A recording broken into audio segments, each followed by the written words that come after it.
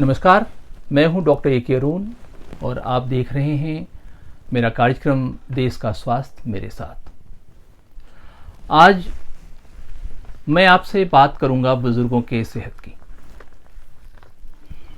बुढ़ापा अपने आप में एक समस्या है, खास करके विकासशील देशों में।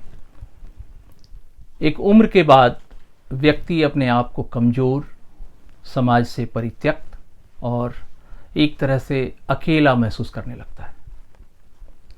60 की उम्र के बाद लोग कहने भी लग जाते हैं कि अब आपने अपनी ज़िंदगी जी ली, अब आगे की ज़िंदगी आपकी बोनस की ज़िंदगी है।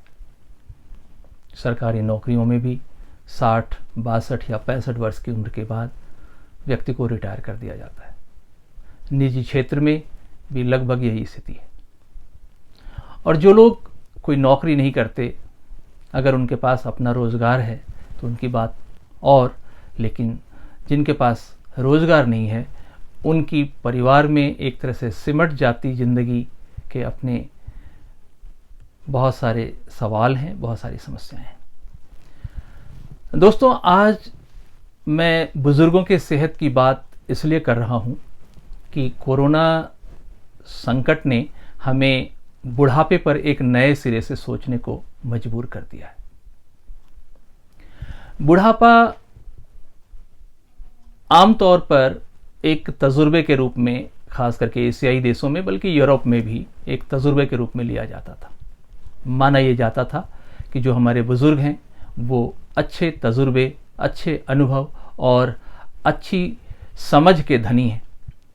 युवा वर्ग उनसे बहुत कुछ सीख सकता है और सीखता भी था। लेकिन कोरोना वायरस संक्रमण के इस दौर में जो हमने इटली में देखा, जो हमने फ्रांस में देखा, उससे हमारे रोंगटे खड़े हो जाते हैं। मानवता तार तार हुई है। मुझे नहीं मालूम कि यह कैसी मजबूरी थी कि व्यक्ति अपनी ज़िंदगी बचाने के लिए, युवाओं, बच्चों को बचाने के लिए बुढ़ापे या बूढ़े लोगों की बलि लेने को तैयार थे। स्वास्थ्य सेवाओं में अस्पतालों ने एक निर्देश जारी कर वहाँ की सरकार ने यह कह दिया कि कोरोना संक्रमण के संदर्भ में यदि बुजुर्ग, युवा और बच्चे हैं तो बुजुर्गों को छोड़ दीजिए, युवा और बच्चे को बचाइए। आप समझ सकते हैं कि यह स्थिति यदि पूरी दुनिया में दोहराई जाने लगे, यदि इस पर अमल होने लगे तो क्या सूरत हाल होंगे। जो बुजुर्ग एक अनुभव के साथ, जो बुजुर्ग एक तजुर्बे के साथ, जो बुजुर्ग इस देश के तमाम अच्छी और विकास की बातों में अपने तजुर्बे के साथ जाने जाते थे, उनको अगर हम मौत के सामने यूं बेबस छोड़ दें तो यह कैसी बात है, यह कैसी मानवता है, यह सोचने की बात है। दोस्तों, मैं बताना चाह रहा था कि भारत में जो बुजुर्गों की उम्र है वो तकरीबन आबादी के 25 से 30% है। यानी कि आप सोचें तो करीब 30 से 40 करोड़ लोग यहाँ एक उम्र के बाद, यानी कि 60 वर्ष की उम्र से ज़्यादा के लोग हैं। यदि महामारी ने कुछ ऐसी स्थिति बना दी और उसमें अगर उम्र के हिसाब से व्यक्ति को चुनना पड़े कि हम किसका इलाज पहले करें, तो निश्चित रूप से हमारे बुजुर्ग उपेक्षित होंगे, हमारे बुजुर्ग उसकी बलि चढ़ाए जाएंगे।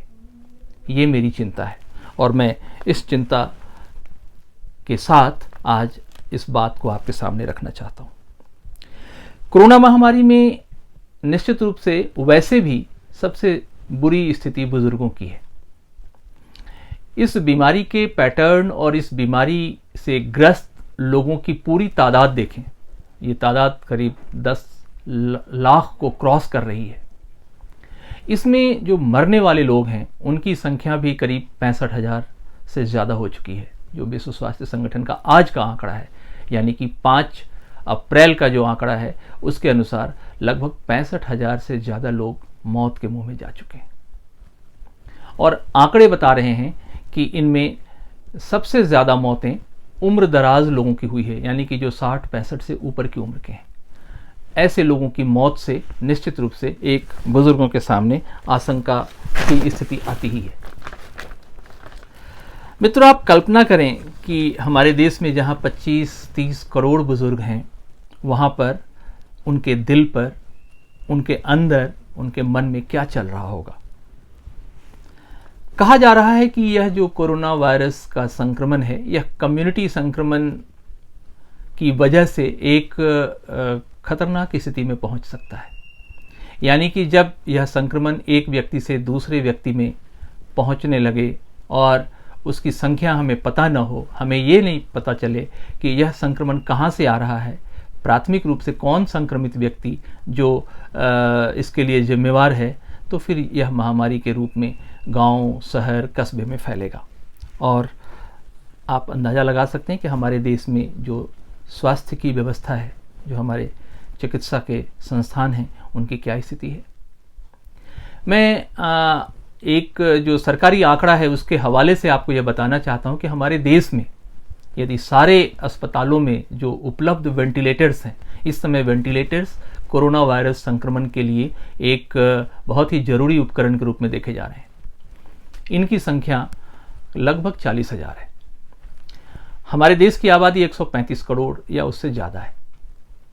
और जो चिकित्सा से जुड़े वैज्ञानिक हैं, जो इसके मेडिकल ऑडिट के जुड़े लोग हैं, या जो मेडिकल स्टैटिस्टिक्स के लोग हैं, वो बता रहे हैं कि अगर यह संक्रमण फैला तो इस देश में लगभग 7 से 8 करोड़ लोग इसके प्रभाव में आएंगे, यानी कि वो संक्रमित हो सकते हैं। अब ऐसे में आप कल्पना करें कि 40,000 वेंटिलेटर से क्या होगा। और 40,000 वेंटिलेटर में मेरे अनुमान के अनुसार लगभग 35,000 वेंटिलेटर ही काम के हैं, यानी कि हम बाकी 5,000 वेंटिलेटर पर बहुत भरोसा नहीं कर सकते। और फिलहाल ऐसी कोई संभावना दिख नहीं रही कि और भी वेंटिलेटर्स बढ़ाए जाएंगे। हमारे देश में लगभग 6.5 लाख गांव हैं। आबादी मैंने आपको बताई 135 करोड़ या उससे थोड़ा ज़्यादा। और शहरों की संख्या लगभग 500-550 के आसपास है। इनमें से 35 या 40 ऐसे शहर हैं जहां पर अति आधुनिक अस्पताल हैं, जहां पर हम अंदाज़ा लगा सकते हैं। आप थोड़ा सा और मतलब इसको अगर हम इस आंकड़े को बढ़ाकर देखें तो भी 50 से ज़्यादा शहरों में वेंटिलेटर की व्यवस्था नहीं है। 50 शहर को छोड़कर बाकी शहरों में वेंटिलेटर के इंतजाम नहीं है। तो निश्चित रूप से जो बड़े शहर हैं, जहां बड़े अस्पताल हैं, जहां बड़े अस्पतालों में सुविधाएं हैं, उन अस्पतालों पर ही बोझ बढ़ेंगे। और जब सुविधाएं इतनी कम होंगी तो फिर इटली और फ्रांस वाली स्थिति हमारे देश में भी आ सकती है कि हमारे यहाँ भी मरीजों को उसकी उम्र के हिसाब से छांटा जाएगा। और चिकित्सक शायद इस निष्कर्ष पर पहुंचे कि कम उम्र के लोगों को बचाया जाए, बुजुर्गों को मरने के लिए छोड़ दिया जाए। इसलिए मेरी चिंता बुजुर्गों की सेहत की है। दोस्तों, मैंने आपको बताया कि आमतौर पर ये सारी बातें हमें बड़ी नकारात्मक लगती हैं। हमारे समाज में मुझे जानने समझने वाले लोग अक्सर मुझसे कहते हैं कि आप नकारात्मक बातें बहुत करते हैं। लेकिन दोस्तों, मैं तो एक चेतावनी देता हूँ। मैं तो एक अपने अनुभव से और जो सूरत हाल है उसके अनुसार एक स्थिति आपके सामने रख रहा हूँ। हमारे यहाँ एक कहावत है ना कि अगर हम समय से पहले सारे सवालों पर विचार कर लें तो उसके बाद की स्थितियों में हम बहुत बेहतर तरीके से उसका मुकाबला कर सकते हैं। एक और कहावत है कि जो सैनिक प्रशिक्षण में पसीना बहाता है, लड़ाई में उसका खून नहीं बहता। इसलिए मैं ये सारी बातें कर रहा हूँ कि हमारे पास वक्त है। हम चाहें तो ये सारे इंतजाम कर सकते हैं। हम चाहें तो यह सारी व्यवस्था कर सकते हैं कि हमारे बुजुर्ग उपेक्षित महसूस न करें, उनके अंदर कोई ऐसा भाव ना आए कि वो समाज के द्वारा त्याग दिए गए हैं, उन्हें मरने के लिए छोड़ दिया गया है। ऐसे बातों से बहुत बुरी स्थिति होगी और उस स्थिति का शायद हम अपने देश में मुकाबला नहीं कर सकते। मैं आपको बताना चाहता हूं कि आप धीरज से अपने विवेक का इस्तेमाल करके सोचें कि वैश्विक महामारी की स्थिति में जहां उपचार और बीमारी के शोध चिकित्सा व्यवस्था को मजबूत बनाने के लिए अभी प्रयास ही किए जा रहे हैं, वहाँ पर जो मृत्यु दर बढ़ रही है इस बीमारी में, इस महामारी की वजह से जो लोगों के मरने का आंकड़ा बढ़ता जा रहा है, उसकी वजह से हमारे सामने बहुत सीमित विकल्प रह जाते हैं। और वो भी तब जब इस बीमारी के उपचार का कोई अस्थायी साधन नहीं है। आपने देखा होगा कि लगभग सभी अंतर्राष्ट्रीय अखबारों में चिकित्सा के सभी बड़े वैज्ञानिक इस बात को कह रहे हैं कि उपचार उपलब्ध नहीं है। इसलिए आज ही मैंने अखबार में देखा, खास करके एक अमेरिका की बड़ी स्वास्थ्य संस्था ने यह अपील की है, FDA की बात मैं कर रहा हूं, उसने यह अपील की है कि जो मलेरिया के लिए अभी पूरी तरह से प्रमाणित दवा नहीं है, उस दवा का इस्तेमाल खास करके कोरोना वायरस संक्रमण के नियंत्रण के लिए किया जाए। जाहिर है कि जो दवा मलेरिया के लिए भी बहुत अच्छी दवा नहीं मानी जाती, उस दवा के सहारे कोरोना का इलाज हो रहा है। और कोरोना महामारी कितनी घातक है, कितनी खतरनाक है, इसका अंदाजा आप इसी से लगा सकते हैं कि लगभग 200 से ज़्यादा देशों में इसका प्रसार हो चुका है और 150 से ज़्यादा देश लॉकडाउन में है। बुजुर्गों के स्वास्थ्य से संबंधित कुछ बातें मैं आपके सामने रखना चाहता हूं। मैं चाहता हूं कि उनके स्वास्थ्य की नियमित जांच हो और जो हमारे बुजुर्ग हैं, जो हमारे अनुभवी अगली पीढ़ी के हमारे अग्रज पीढ़ी के जो लोग हैं, वो इतनी चिंता ना करें। निश्चित रूप से उनकी कुछ अपनी स्वास्थ्य समस्याएं हैं, खास करके रक्तचाप, मधुमेह, प्रोस्टेट की शिकायत, डिमेंशिया या एल्जाइमर्स, ये सारे रोग बुढ़ापे के रोग हैं। और इस रोग में अनिद्रा, तनाव, ये सब अगर जुड़ जाए तो उनकी स्थिति थोड़ी सी ज़्यादा घातक हो जाती है।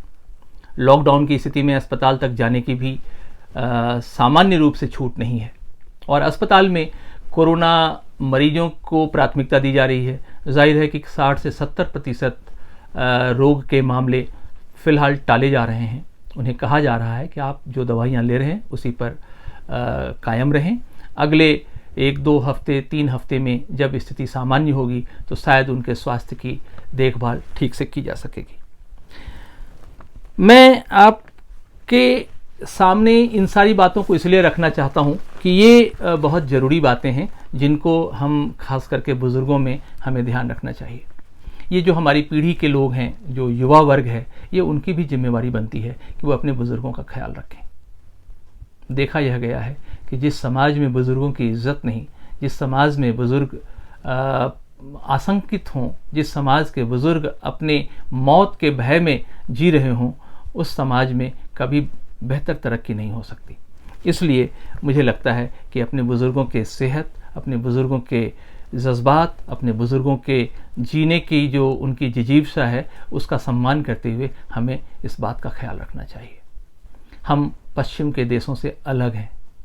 हमारी एक अपनी सांस्कृतिक विरासत है, हमारी एक अपनी स्थिति है और उस स्थिति में हम बुज़ुर्गों को एक अनुभवी योद्धा के रूप में, एक तजुर्बेकार व्यक्ति के रूप में, एक तजुर्बे के रूप में देखते हैं और उसका लाभ हमारी पीढ़ी को निश्चित रूप से मिलता है। तो मैं चाहूँगा कि बुढ़ापे के इस मजबूरी को मजबूरी ना माना जाए और उन्हें एक तजुर्बे के रूप में, उन्हें एक अनुभव के रूप में हमें देखना चाहिए। बहुत सारी बातें थी लेकिन समय बहुत कम है, इसलिए मैं ये बातें यहीं समाप्त करना चाहूँगा और मैं कोशिश करूँगा कि अगले हफ्ते जब मैं आपसे मिलूँ तो सेहत की दूसरी ज़रूरी बातें आपसे शेयर कर सकूँ। इस बीच आप अपना ख्याल रखिएगा, अपने बुज़ुर्गों का भी। धन्यवाद।